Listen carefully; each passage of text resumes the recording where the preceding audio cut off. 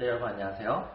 자, 오늘은 지난 시간의 뒤를 이어서 프린트는 12페이지, 교과서 61페이지에 해당되는 의열투쟁과 관련된 그 부분에 대해서 우리가 찾아보도록 할게요. 자, 이른바 이제 그 의열투쟁이라고 하는 것은 기본적으로 일제와 전쟁을 해가지고서 싸우는 방식이 아닙니다. 주로 이분들의 경우에는 주로 이제 그 일제의 주요 기관을 파괴하거나 그 다음에 암살 이런 것들이 목적이 돼가지고서 일제와 싸우는 모습을 보여줬다 볼 수 있겠죠.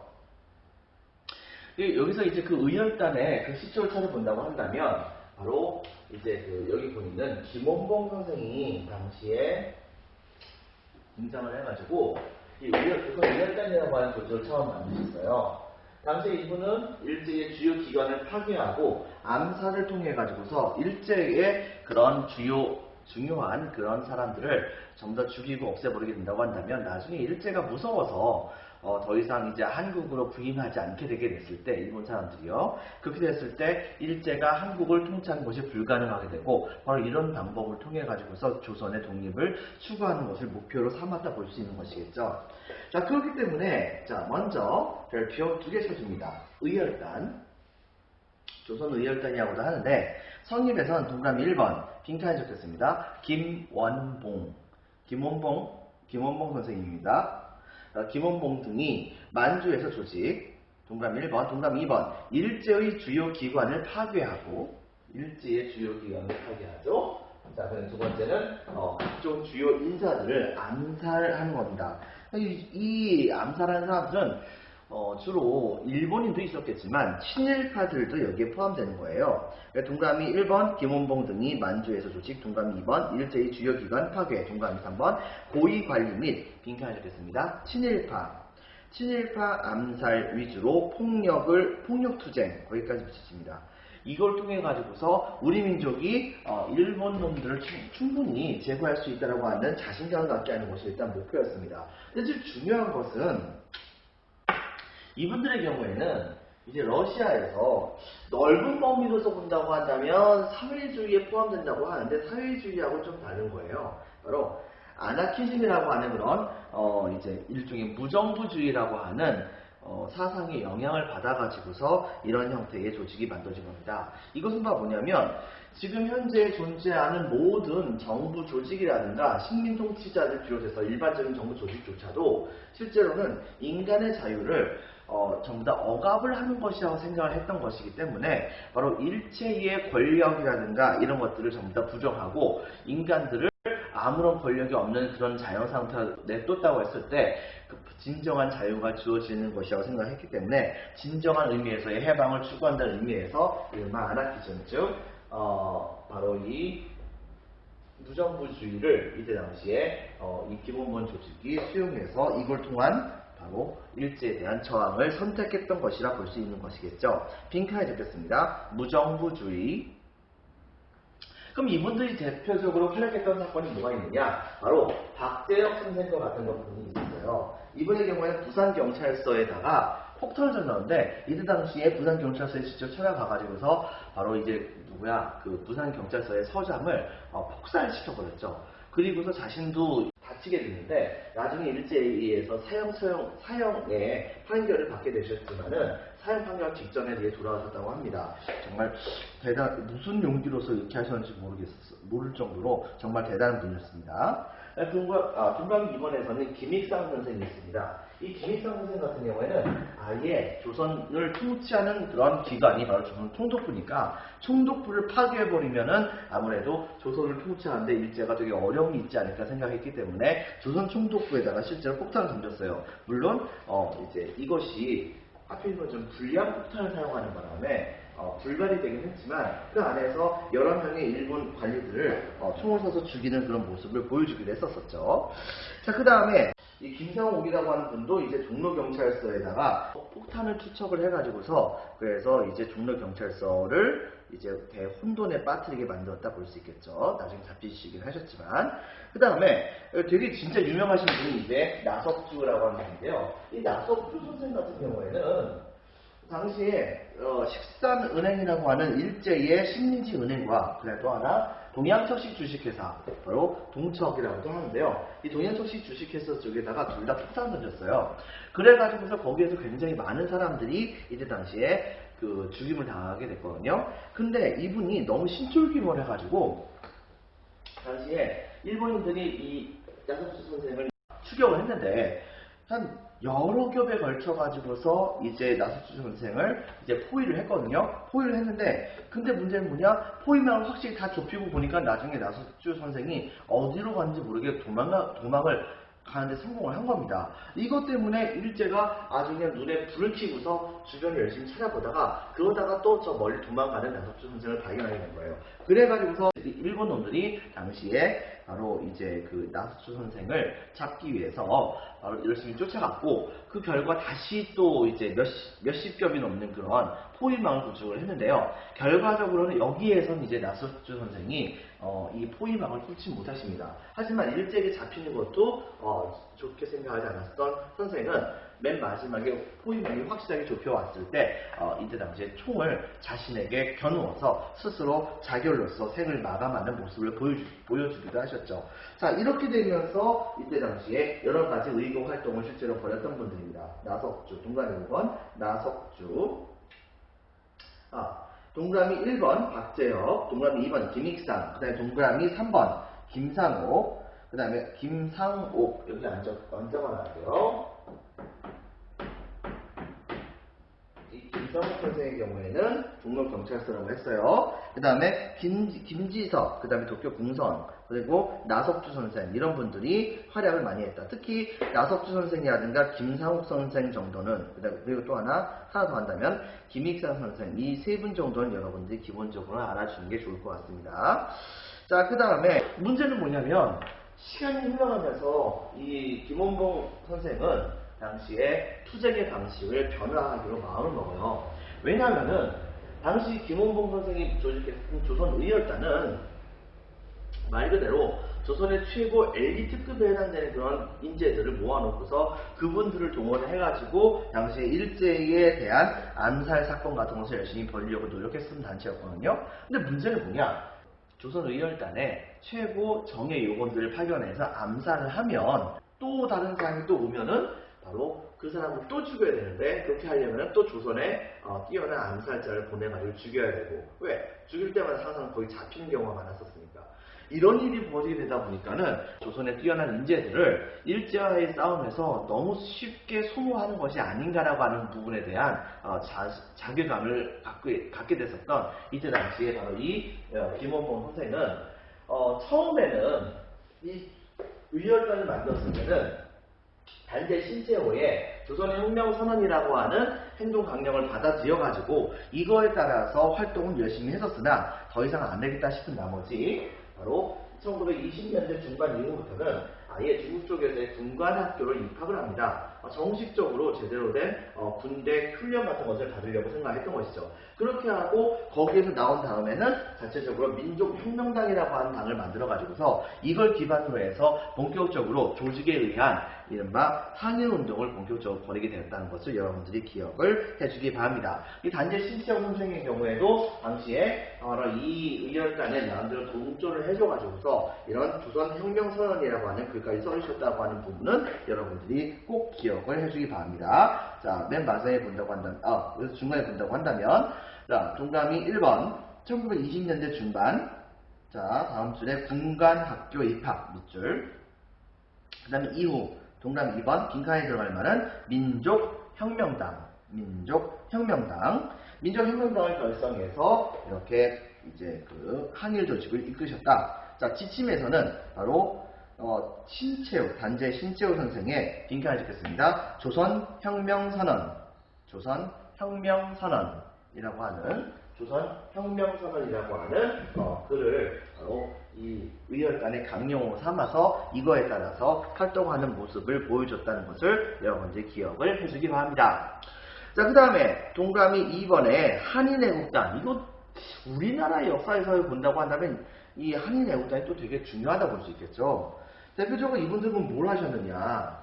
여러분도 알다시피 임시정부는 처음의 시장은 정말 창대했습니다. 하지만 이승만 대통령의 위인 통치 청원권이라든가 그 다음에 또 하나, 이때 당시에 사회주의 계열 쪽에서 소련 쪽에서 보내주셨던 그런 그 군자금이 있었는데 이것을 이제 챙기는 그런 모습을 보여주게 되면서, 물론 이제 우리나라의 독립을 위해서 쓴 것이긴 하지만 이것을 챙기는 모습을 보여주게 되면서 서로가 서로 믿지 못하게 되었고, 결과적으로는 이 문제를 해결하기 위해서 대통합을 위해서 국민대표 회의를 벌였지만, 그렇지만은 결과적으로 여기에 이제 찬성하지 못했었던 많은 사람들이 임시정부를 떠나게 되는 모습을 보여주게 됩니다.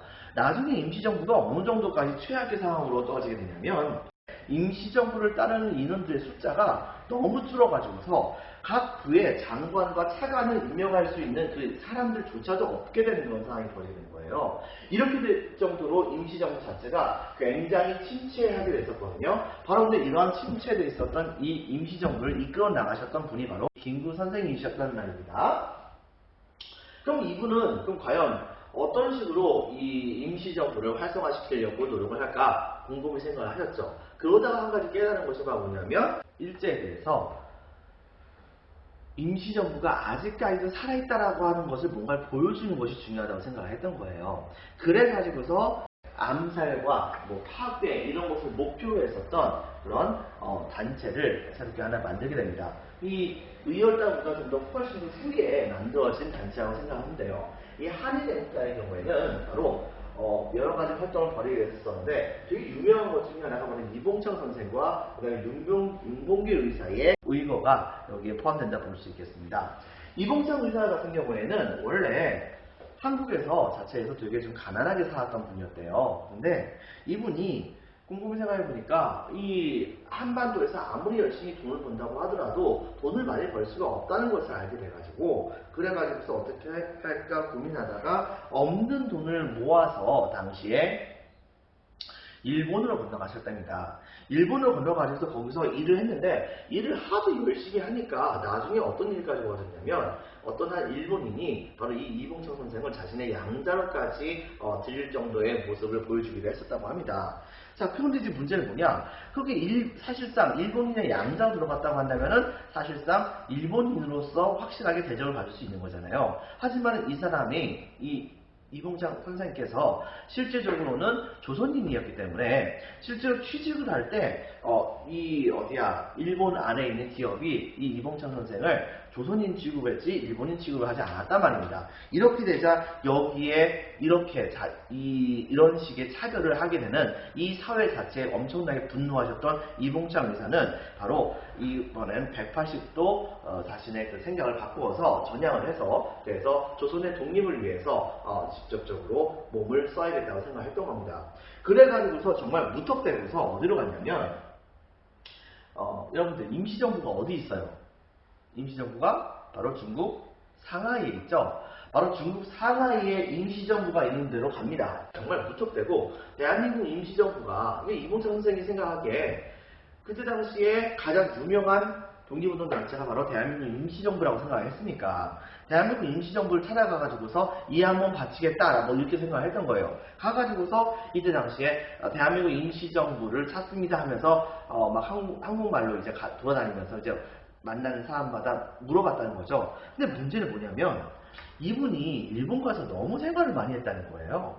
이렇게 하다 보니까 대한민국 임시정부 요인들이 지나가다가 우연치 않게 이봉창 선생을 만나는데 분명히 자기는 조선 사람이라고 얘기하고 있는데, 이 이봉창 선생의 그 조선 발음이 대한민국 임시정부인을 찾습니다 뭐 이런 식으로 막 얘기하는 거죠. 이렇게 하니까 야, 저걸 완전히 그냥 일본 놈의 첩자다 라고 생각을 해가지고서 당시에 임시정부의 요인들이 바로 이 이봉창 선생을 납치를 합니다. 납치를 해가지고서 이제 고문을 하려고 했었죠. 그리고서 너 도대체 누구야? 누가 보내서 이렇게 여기까지 왔어? 하면서 막 이제 그 고문을 막 가하려고 하는 모습을 보여줬는데, 근데 이봉창 선생의 마음은 그게 아니잖아요. 그래가지고서 열정을 받아서 나는 바로 대한민국 임시정부의 김구 선생님을 만나가지고서 그래서 조선의 독립을 위해서 이 한 몸을 바칠 것입니다 라고 열심히 막 얘기를 했대요. 근데 바로 그 장면을 저 멀리에서 지켜보고 있었던 이 김구 선생님이 이봉창 선생님이 말하는 그 눈빛이 진심이라고 하는 것을 알게 됐던 것입니다. 그래가지고서 당시에 이 김두 선생이 바로 이봉창 선생의 묶인 그런 밧줄을 풀어주고 그리고 이봉창 선생을 한인애국단으로 끌어들이게 됐던 것입니다. 그렇게 해가지고서 나름대로 어렵게 모으게 된 그런 돈을 가지고서 이봉창 선생에게 도시락 폭탄을 딱 주고 그 다음에 뭐 권총이라든가 뭐 이런 것들 몇 개씩 줬겠죠? 그렇게 한 다음에 일제에게 저항을 하라. 그 일제의 왕인 일제의 천황이죠. 일제의 국왕을 암살을 하라는 지령을 내리게 됩니다. 그에 따라서 이봉창 선생은 당시에 그 일본 본토로 가게 됐어요. 당시에 이 이봉창 선생의 일본어 발음이 너무 뛰어났었거든요. 원래 일본 사람들이 우리나라 사람들에게 특정 발음을 시키면 우리나라 사람들이 특정 발음을 못해요. 이걸 가지고서 저 사람이 일본 사람이다, 우리나라 사람이다라는 것을 파악을 했다고도 얘기를 하는데 이봉창 선생은 바로 그거마저도 통과를 해버립니다. 그래가지고서 드디어 일본에 천황의 마차가 여러 대가 오잖아요. 여러 대가 한꺼번에 따그닥따그닥 말 달리면서 일본 군중들이 쫙 깔려있고 바로 그 일본의 천황을 보기 위해서 이렇게 고개를 내밀면서 막 박수치고 하고 있는 그 과정이 있었었는데 이봉창 선생은 바로 그 가운데 딱 가가지고서 이때 당시에 바로 이 천황의 마차가 지나가는 것을 보고 있다가 자기가 생각했을 때에 저게 천황의 마차라고 생각을 해가지고 그래가지고서 자기가 들고 있었던 폭탄을 던집니다. 던졌는데 이게 불발이었어요. 그래가지고 또 하나 예비용을 또 하나 던졌거든요. 던졌는데 이것이 폭발을 했는데 하필이면 이제 그 마부만 다쳤을 뿐이었어요. 일본 천황은 그냥 무사했습니다. 그렇다고 한다면 결과적으로 이제 의거가 실패를 한 거잖아요. 그렇다면 당연히 이봉창 선생은 도망가야겠죠. 그런데 당시에 이봉창 선생은 일부 도망가지 않습니다. 오히려 많은 사람들이 이 폭탄 때문에 정신이 없어서 혼미한 그런 상황이 되었을 때 스스로 자신의 가슴 속에서 몰래 숨겨놨던 태극기를 딱 꺼낸 다음에 그 자리에서 대한독립 만세를 막 외치는 겁니다. 여러분들, 이것은 곧 일본 경찰들에게 날 잡아가라 라고 하는 의미였던 것이죠. 근데 이거 뒤집어 얘기한다고 한다면 이봉창 선생은 임시정부가 아직 살아있기 때문에 우리 민족 사람들이요 절대 좌절하지 말라라고 하는 메시지를 전달해주기 위한 용도였다라고 볼 수가 있는 것입니다. 결과적으로 이때 당시에 이봉창 선생은 그대로 일제에게 잡히게 됐고 얼마 후에 이제 형장에 있으면서 사라지게 됩니다. 자, 이 일이 있고 나서 당시에 일제는 이 임시정부를 다시 한번 경계하지 않을 수가 없던 상황이었어요. 그런데 이게 끝이 아닙니다. 얼마 후에는 이번엔 윤봉규 선생이 나서게 됐어요. 한국에서의 좋은 집안의 자손이셨던 그런 이 윤봉규 선생은 당시에 임시정부가 있는 쪽으로 넘어가게 됩니다. 거기에서 김구 선생에게 열심히 한인애국단의 단원으로서 열심히 훈련을 했었습니다.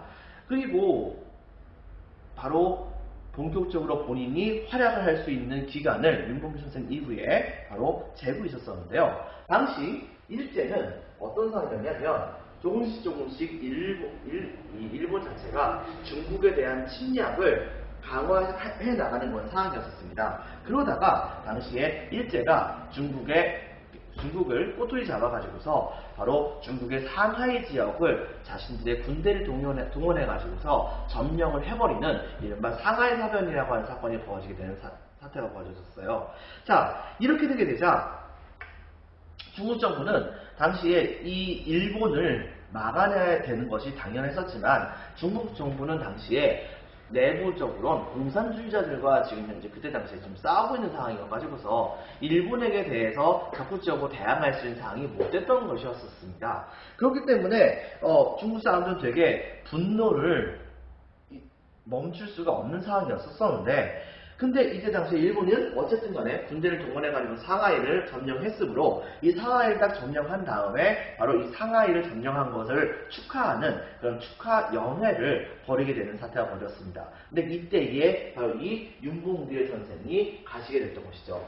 그래가지고 이분도 이제 말을 좀 잘하셨나봐요. 일제의 경계망을 뚫고 그 다음에 그 안쪽으로 들어가십니다. 그리고서는 그 안에서 같은 일본인과 같은 그런 행색으로 이제 이때 당시에 그 상하이 사면 전승 축하연에 들어가가지고 거기에서 이제 여러 가지 그 행사가 이루어지고 있는 과정을 계속해서 지켜보고 있었는데요. 그때 이 상하이 사변을 일으켜 가지고서 상하이를 점령했었던 이때 당시에 일본 육군의 그 총대장과 그 다음에 그 외에 그 지역의 일본인들의 굉장히 중요한 인물들이 바로 이제 자기네들이 승리한 것을 되게 좋아하면서 스스로 일본인 그 청중들에게 천황폐하 만세, 그 다음에 뭐 대일본 제국 만세 이것을 외치자고 얘기를 하는 겁니다. 그래가지고서 이제 단상에 올라간 다음에 모든 사람한테 막 연설을 하고, 그리고 나서 그 연단에 있는 연사가 천황폐하 만세, 그 다음에 대일본 제국 만세 하고 만세를 외치는데, 근데 그때 윤봉길 의사는 천황폐하 만세, 그 다음에 대일본 제국 가슴속에 숨겨있었던 도시락폭탄을 들어서 만세 하면서 이때 당시에 도시락폭탄을 던져버린 겁니다. 근데 이것이 그대로 날아가서 단상 위에 떨어졌는데, 근데 이 단상에서 정말 이건 제대로 폭발했어요. 그 바람에 그 자리에서 상하이 사전을 승리를 이끌었던 일본의 육군 대장인가 아마 그 대장이 그 자리에서 그대로 폭살을 당합니다. 그리고 가장 공로를 많이 세웠던 여러 명의 장병들이 그 자리에서 장애를 가질 수 있는 수준으로까지 엄청나게 커다란 이제 그 피해를 보게 되는 사태가 벌어지게 됐던 것이죠. 굉장히 많은 사람들이 죽고요. 자, 이렇게 되게 되자 이때 당시에 바로 이 윤봉길 의사는 바로 그 장면을 확실하게 확인한 다음에 바로 그 자리에서 가슴속에서 태극기를 그대로 가슴속에서 꺼내서 역시 대한독립 만세! 만세! 이렇게 외쳤던 겁니다. 바로 그 자리에서 있었던 주변에 있는 경찰들은 윤봉길 의사를 그대로 체포해 갔었죠. 근데 이 모습을 봤었던 중국의 신문사들은 당시에 중국 내부에서 대서특필을 일제가 바로 상하이를 함부로 점령한 것에 화가 났었던 중국 청년이 바로 일본의 상하이 사변 전승 축하연에 폭탄을 던져가지고서 그래서 그들을 죽였다라고 하는 그런 내용으로 글을 전부 다 싹 쓰면서 많은 사람들에게 호해로 이제 이때 당시에 전부 다 신문을 인쇄해서 팔았던 겁니다. 그런데 그 다음 날에는 오보가 떴어요. 뭐라고 오보가 떴냐면, 내가 알고 봤더니 그 사람이 중국인이 아니라 한국인이더라 라고 하는 그런 얘기가 나오게 됐던 거죠. 자, 이런 상황이 되자 상황이 좀 바뀌게 됩니다. 원래 만보산 사건이라고 해서 일제는 당시에 만주 지역에서 중국 사람들과 그 다음에 우리나라 사람들이, 만주는 이미 이제 일본의 통치하에 있었던 상황이었으니까 바로 중국 사람들과 우리나라 사람들이 싸우면은 우리나라 사람 편을 들어주면서 중국에서 활동하고 있는 독립운동가들이 중국인들과 같이 연합하지 못하도록 나름대로 견제를 하고 있던 상황이었거든요. 때문에 중국인들은 한국인들을, 조선인들을 제2등급 일본인 정도로 생각을 하는 경우가 되게 많이 있기도 했었습니다. 그런데 바로 중국인들이 제일 적으로 생각했었던 일본인들을 한국 청년이 이렇게 죽이다니 라고 생각했던 중국인들은 당시에 한국의 독립운동에 대해서 생각을 180도 바꾸게 됩니다. 당시에 중국 국민당 정부의 최고 우두머리였었던 장제스는 뭐라고 얘기했냐면, 100만 중국 군대가 해내지 못한 일을 한 명의 조선 청년이 해냈다라고 얘기하면서 지금 이 순간부터 바로 대한민국 임시정부를 비롯해서 조선의 독립을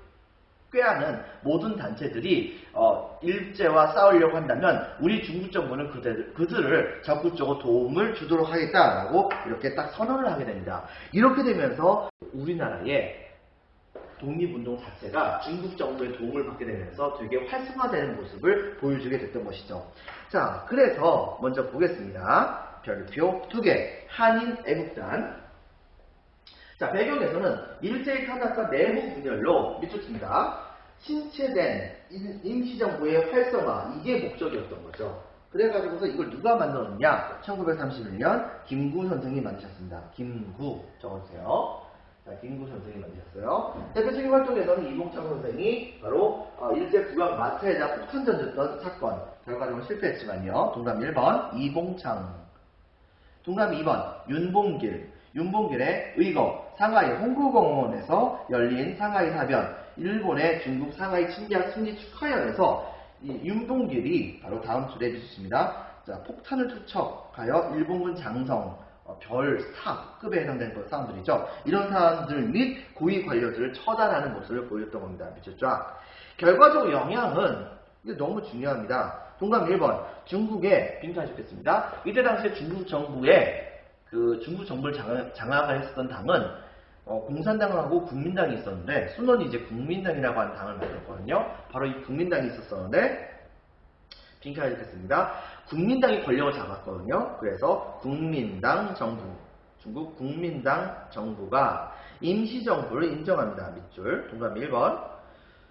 중국 국민당 정부가 임시정부를 인정. 동감 1번. 동감 2번. 중국이 조선의 빈칸을 잡겠습니다. 독립운동. 중국이 조선의 독립운동을 적극적으로 지원하게 되는 하나의 계기가 됐다는 것을 여러분들이 기억을 해주기 바랍니다. 여러분들 교과서에도 그 내용이 나와 있기도 한데요. 뭐 프린트라든가 교과서를 봐도 좋습니다. 바로 프린트는 13페이지에 그 다음 교과서는 61페이지에 윤봉길 의사가 폭탄을 던진 직후의 그런 상황에 대해서 나온 그런 모습이 우리가 찾아볼 수 있거든요. 한번 여러분들이 읽어주길 바랍니다.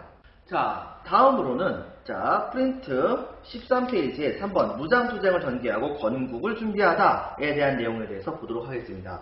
이제 상황은 전부 다 1930년도 이제 넘어갔다고 생각하면 돼요. 30년대에서의 그런 투쟁은 대체로 봤을 때 만주 지역에서의 투쟁과 그 다음에 중국 관내에서의 투쟁이 본격적으로 이루어졌다는 것을 여러분들이 기억을 해주면 될 것 같습니다. 먼저 대한민국 임시정부를 제외한 다른 단체들의 경우에 어떻게 활동했었는가 이와 같이 이야기할 수 있을 것 같아요. 자, 먼저 일본의 바로 중국군과의 연합을 보면은 1930년대 초죠. 1930년대 초에서는 이때 당시에 우리나라의 만주 지역에서의 그런 자치정부가 3개였다가 2개로 쪼았다고 했었죠. 하나는 국민부, 하나는 혁신의회. 혁신의회 휘하에 있었던 군대가 바로 한국독립군이라고 하는 군대가 있었어요. 이 한국독립군이라고 하는 군대를 주로 이제 이끄셨던 분이 지청선이라고 하는 분인데, 이분의 경우에는 이 쌍성보 전투라든가 대전자령 전투 같은 곳에서 적극적으로 일본군과 정말 열심히 싸움을 벌이게 됩니다. 주로 이때 당시에 중국군과 같이 연합을 해가지고 싸우는 모습을 보여줬었어요. 그러니까 이때 당시에 그 군대 숫자가 생각보다 되게 적은 것은 아니었습니다. 이 쌍성보 전투와 대전자령 전투에서 여러 명의 그런 일본 군인들을 이제 전사시키는 그런 전가를 올리게 됐었죠. 그러면 그 다음에 또 한 가지 혁신의회 말고 바로 국민부 휘하에는 바로 조선혁명군이라고 하는 군대가 만들어졌었어요. 여러 명의 대장들이 있었지만 나중에 바로 이 양세봉 선생이라고 하는 분이, 양세봉이라고 하는 장군이 바로 이 조선혁명군의 총대장으로 나중에 이제 올라가게 되는데요. 이분 휘하에 있었던 군대 숫자가 무려 10,000명 정도가 됐습니다. 독립군의 숫자가 무려 이때 당시에 엄청나게 좀 많았다 볼 수 있겠죠. 10,000명 정도가 됐으니까요. 이 10,000명 정도가 되는 그 군대를 동원해가지고서 당시에 중국군과 같이 연합을 해가지고서 영릉가 전투와 그다음에 흥경선 전투에서 치열하게 전투를 벌이게 되었었고, 그리고 나서 여기에서 실제로 승리를 거두기도 합니다. 몇몇 전투 같은 경우에는 일본이 전투기까지 동원해가지고서 공격을 했었지만은 당시에 이 양세봉 선생의 군대와 그다음에 중국군 같이 연합했던 중국 군대가 같이 연합해가지고서 일본과 싸워서 승리를 거두기도 했던 것입니다. 자, 그렇기 때문에 이분들은 이제 여러분들이 기억을 해주면 좋을 것 같다는 생각이 듭니다. 먼저 보겠습니다. 자, 1930년대 초에는 한국 독립군 박스, 지청천 밑줄, 그 다음에 조선혁명군 박스, 양세봉, 빈칸에 적혔습니다. 양세봉. 자, 이분들이 중국군과 연합하여 밑줄, 일본군과 전투했었었는데, 대표적으로 다음 주에 보면 밑줄 치겠습니다. 이 전투가 무슨 군대가 일으켰는지 정도는 여러분들이 기억을 해줘야 될 거예요. 이 전투가 무슨 군대가 일으킨 건지 정도는, 자, 쌍성보 전투와 대전자령 전투는 한국 독립군.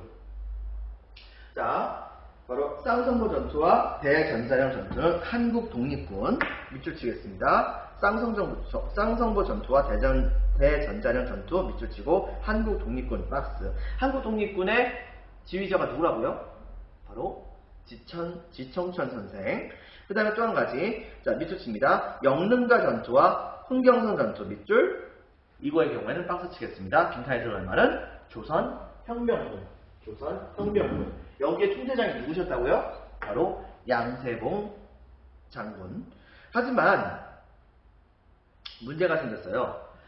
일제가 바로 1930년대로 넘어오면서 만주로 침략을 해가지고 만주 땅에다가 이른바 이제 만주국이라고 하는 나라를 세우게 되잖아요. 그러면서 일본은 바로 이 만주국 군대와 일본군이 같이 연합을 해가지고서 만주 지역에 살고 있던 우리 민족에 대해서 본격적으로 압박을 엄청나게 많이 하게 됩니다.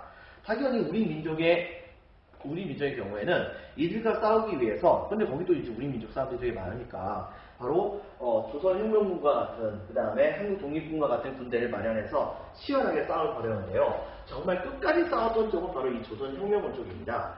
정말 열심히 싸우긴 했는데 문제는 뭐냐면 10,000명이 넘는 군대가 있었지만은 결과적으로는 끝없이 밀려오는 일본군에게 조금씩 밀리기 시작을 하게 됩니다. 그래가지고서 그 숫자가 점차 줄어들다가 최종적으로는 그만 전투에서 그만 양세봉 선생이 싸우다가 전사를 하시는 그런 사태가 벌어지게 됐어요. 이것 때문에 어쩔 수 없이 이 조선혁명군 자체는 전차 흩어지게 되었고, 그 중에 일부는 나중에 중국 관내, 중국의 바로 본토 쪽으로 아예 넘어오는 그런 모습을 보여주게 됐습니다. 그것은 지청천 선생이 이제 중국 본토로 넘어오시게 되는데 그들을 따라서 한국 독립군이 같이 따라왔던 것과도 마찬가지라고 보면 되겠어요. 자, 근데 문제는 뭐냐면 이렇게 해서 만주 안에서 더 이상 일제와 싸울 수 있는 군대가 이제 다 떠나고 해산되고 했으니까 더 이상 없을 줄 알았는데, 그런데 이번에 어떤 일이 벌어졌느냐? 1930년대 중반, 요즘에는 이분들이 이제 없었을 텐데 30년대 중반 들어오게 되면서는 이 지역에는 중국 공산당 쪽이 거의 장악을 했었고, 당연히 이쪽 지역에 있었던 우리 민족들의 상당수가 공산주의 쪽, 즉 사회주의 계열 쪽으로 많이 활약을 하려고 하는 모습을 보여주게 됩니다. 그러는 과정 중에서 바로 이 지역에서 있었던 사회주의 계열 쪽에 해당되는 독립운동가들이 중국 공산당과 같이 연합을 해요. 이른바 이제 국공내전이 끝나고 중국에서 국민당과 공산당 간의 그 내전이 끝나면서 일본군과 본격적으로 중국군이 싸움을 벌이는 모습을 보여주게 됐었는데, 근데 이미 장제스 자체가, 중국의 국민당의 장제스 자체가 대한민국 임시정부를 인정한다고 했었잖아요. 이렇게 되다 보니까 중국 공산주의 계열 쪽에도 마찬가지로 조선의 사회주의자들을 정말 인정을 해주고 같이 동료로서 싸우는 모습을 보여주게 됐던 겁니다. 그렇게 해가지고서 이때 당시에 이 중국의 그 만주 지역에서는요, 지금까지 얘기한 데는 바로 만주인데요. 만주 지역에서는 조선인 사회주의자들과 그 다음에 만주 지역에 있었던 중국인 공산주의자들이 같이 연합을 해가지고서 군대를 만들게 되는데, 그 군대 이름이 바로 뭐라고 부르냐면 동북항일연군이라고 부르게 됩니다. 이 군대를 동북항일연군이라고 부르게 되는데, 이때에 이 동북항일연군의 이제 일부 부대를 담당하고 있었던 부대장에 해당하는 그런 사람이 있었어요. 그 사람이 당시에 조선인 유격대를 데리고서 바로 암암리에 국경선, 그 30년대예요. 30년 중반 이후에 엄청나게 일제가 바로 중국을 침략을 하고 있는 과정인데 갑작스럽게 바로 국경선을 넘어가지고 조선의 보천보라고 하는 곳에 있었던 일제의 통치시설을 공격을 하는 사태가 벌어지게 된 겁니다. 그리고 그들을 추격하는 세력들을 전부 다 죽이는 사태가 벌어지게 된 거죠. 이른바 이것을 우리는 뭐라고 부르냐면 보천보 전투라고 하는데요. 이렇게 되는데 이때 당시에 바로 그 군대를 이끌고 갔었던 조선인 군대의 그 부대장이 이름이 누구냐? 바로 여러분들이 잘 알고 있는 사람입니다. 그 사람 바로 지금 이제 북한 정권을 만들었다고 보여지는 김일성이라고 불리는 사람이었대요. 이건 좀 설이 좀 여러 가지가 있긴 있습니다. 실제 김일성은 저 김일성이 아니라는 말이 있는데, 근데 어쨌든 간에 이 김일성이라고 하는 사람이 김일성이라는 사람이 이 보천보 전투라고 하는 전투를 통해 가지고서 전쟁에서 승리를 거뒀던 것은 사실이었던 것 같아요. 실제로 대략적으로 이제 가장 지지를 받는 설로 본다고 한다면, 실제로 이제 이렇게 보천보 전투에서 승리를 거뒀던 이 김일성은 거기서 승리를 거둔 다음에 나름대로 활약했지만, 일제가 너무나도 이 지역에 대한 탄압을 심하게 했기 때문에 더 이상 활약을 하지 못하게 되자, 이때 당시에 김일성은 이걸 피해 가지고서 바로 이제 소련 지역으로 넘어와서 거기에서 이제 그 소련 쪽에서의 그 대학을 가가지고 거기에서 나름대로 활약을 했다가 우리나라가 해방이 되게 되자 소련군이 우리나라에 들어오면서 바로 소련군의 추천을 받아서 거기에서 김일성이 같이 우리나라로 들어오게 되었다라고 하는 그런 말이 사실 지금까지는 대략적으로 좀 가장 크게 지지를 받는 설이긴 합니다. 어쨌든 간에 김일성이라고 하는 사람이 활약을 했던 것은 사실이니까요. 자, 그래서 박스 치겠습니다. 동북 항일연군 박스. 오른쪽에 빈칸 찍겠습니다. 김일성. 그렇다고 한다면, 반대로 이번에는 이제 중국 관내에서는 어떤 일이 벌어졌는가? 여기서 관내라고 하는 것은 중국 본토를 말합니다. 중국 본토를 말하는 거예요. 중국 본토에서는 당시에 조선의용대라고 하는 군대를 김원봉 선생이 만드십니다. 즉, 여기 보시다시피 김원봉 선생이 민족혁명당을 만드셨죠? 이거 여러 가지 좀 부침이 있었어요. 여러 개 단체가 같이 모이는 과정 중에서 민족혁명당이 막 그냥 해산될 뻔 했다가 다시 뭐 이름이 바뀌었다가 뭐 여러 가지 상황이 벌어지기도 했었는데, 결과적으로는 이 김원봉 선생이 조선민족혁명당이라고 하는 그 정당을 아예 만듭니다. 만든 다음에 바로 이 민족혁명당 휘하로 일본군과 직접적으로 싸울 수 있는 군대를 마련하게 되죠. 이 군대 이름을 읽어서 우리는 뭐라고 부르냐면 여기 보이다시피 조선의용대라고 부릅니다. 자, 이 조선의용대를 구성한 다음에 김원봉 선생은 열심히 그 군대를 이용해 가지고서 이때 당시에 일본군과 싸움을 벌이려고 했는데, 일단은 여러 가지 지원을 중국에게서부터 받는 게 중요했기 때문에 당시 중국과 같이 연합을 하는 모습을 보였어요. 근데 중국군은 당시에 우리나라 사람들에게 어떻게 했냐면, 우리나라 사람들 생각보다 그렇게 많이 믿었던 건 아니었던 것 같아요. 이 조선군이 중국군과 같이 연합을 했다고는 하지만은, 그렇지만은 그 전쟁 수행 능력을 그다지 믿을 수 있는 사항은 아니라고 생각했었기 때문에, 그래서 그런 것일까요? 당시에 이 중국군은 우리나라 군대에게 일본군과 직접적으로 싸우진 못하게 만듭니다. 싸우진 못하게 만들고 대신에 어떻게 했었냐면은 이 독립군이 중국군이 만약에 일본군을 포로로 잡잖아요. 포로로 잡으면은 그 포로를 신문을 하거나, 아니면은 이제 거기 있었던 사람들은 상당수가 일제시대 때에 교육을 받았던 사람들이거든요. 근데 일본어로 교육받던 사람들이에요. 당연히 일본어를 좀 알겠죠. 이렇게 하다 보니까 포로 신문을 하거나 아니면 일본말로 쓰여진 글들을 읽는 데에 확실히 도움이 됐다고 합니다. 그리고 때로는 바로 중국군과 일본군이 대치를 했을 때 방송 같은 것을 통해 가지고서 억지로 끌려 나왔던 일본군이 탈영을 하도록 만드는 일종의 심리전 같은 것을 시행하는데 주로 활약을 많이 했다고 하죠. 그래서 본다고 한다면 2번, 중국군과 연합하여 일제에 대항하는 모습을 보여주게 됩니다. 그래서 정부 수집과 포로신문, 후방교란과 같은 활약을 되게 많이 했었어요. 그런데 이제 문제는 뭐냐면, 실제로 많은 사람들이 이런 그 선동 작업 이런 걸 통해 가지고서 이 조선의용대에 가담하는 경우가 많았었습니다. 대표적인 독립운동가 중에 한 분이셨던, 바로 나중에 한국광복군에서 참여하셨던 바로 그 장순환 선생 같은 분이 여기에 포함이 되는데요. 이분들 같은 경우에는 실제로 일제시대 때, 여러분 기억나죠? 바로 일본 놈들은 전쟁을 일으키는 과정 중에서 우리나라의 그런 청년들을 처음에는 모병했다가 거기다가 징병제를 실시하는 모습까지 보여줬잖아요. 근데 그렇게 해서 끌려갔던 사람 중에서 꽤 많은 사람들이 당시에 일본군을 탈출해가지고서 당시에 바로 이 독립군으로 같이 들어오는 모습을 보여주게 됐던 것입니다.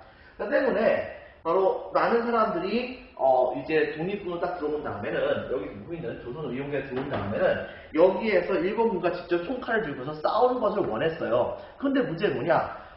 중국 군대가 조선의용대에게 요구했었던 역할은 포로신문과 정보수집, 심리전 이런 거였거든요. 일본군과 직접적으로 싸울 수가 있는 상황이 아니었던 겁니다. 그러자 나중에 이것에 대해서 실망을 했었던 일부 세력들이 당시에 바로 중국 공산당의 군대와 같이 연합을 해서 주로 싸움을 벌이고 있었던, 원래 소속은 조선의용대에 포함되었지만 나중에 사실상 독립을 했었던 중국의 화북지방, 즉 화이베이 지방에 조선독립동맹이라고 하는 그런 동맹이 만들어진 것이 있었는데, 여기 김원봉 선생하고 헷갈리면 안 됩니다. 김원봉 선생은 원봉, 봉 하나고, 김두봉 선생은 두봉, 봉 두 개예요. 여러분들, 뭐 어쨌든 농담이지만 바로 이 조선독립동맹에 이 조선의용대 사람들 대거 여기 가담을 같이 하게 됩니다. 이렇게 되면서 이때 당시에 조선의용대의 상당수가 직접적으로 일본군과 싸우는 모습을 보게 됐던 것이에요. 결과적으로 어떻게 벌어졌느냐? 조선의용대의 대부분은 바로 이 조선독립동맹에 같이 흡수가 되게 됩니다.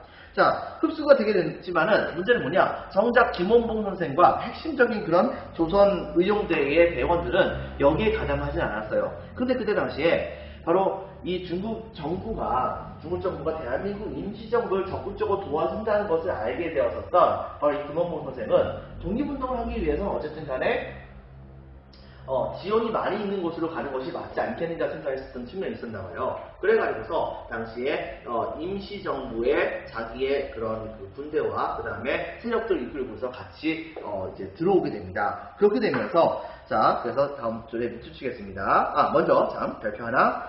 조선의용군 박스 화이베이 지역, 화이베이 혹은 화북 지역에 있는 사회주의 계열의 빈칸을 적겠습니다. 조선독립동맹. 자, 조선독립동맹이 조선의용대 대부분을 흡수하는데, 자, 빈칸을 적겠습니다. 조선의용군이라고 하는 군대를 만듭니다. 그렇게 해서 만든 게 바로 조선의용군이라고 하는 군대예요. 자, 그리고 나머지 조선의용대의 경우에는 한국광복군에 참여를 하게 됩니다. 한국광복군은 뭐냐? 바로 임시정부가 중국정부에게 본격적으로 지원을 받게 되면서, 그러면서 임시정부의 간판을 보고서 열심히 달려오게 됐었던 그런 이런 사람들을 모아가지고서 이 임시정부만의 군대를 만들었던 겁니다. 그 군대 이름이 바로 한국광복군인데요. 문제는 그 숫자가 생각보다 그렇게 많은 편은 아니었어요. 그래가지고서 이거 갖고서 어떻게 일본 놈들과 싸우지 하고 고민하고 있는데, 갑자기 생각보다 많은 숫자에 해당되는 이 김원봉 휘하의 조선의용대 출신에 해당되는 사람들이 임시정부에 가입을 하게 된 거잖아요. 그렇게 되면서 그때 가서야 드디어 임시정부는 군대다운 군대를 갖춰가지고서 일본군과 싸울 수 있는 그런 자세가 갖춰지게 되었다고 볼 수가 있겠습니다.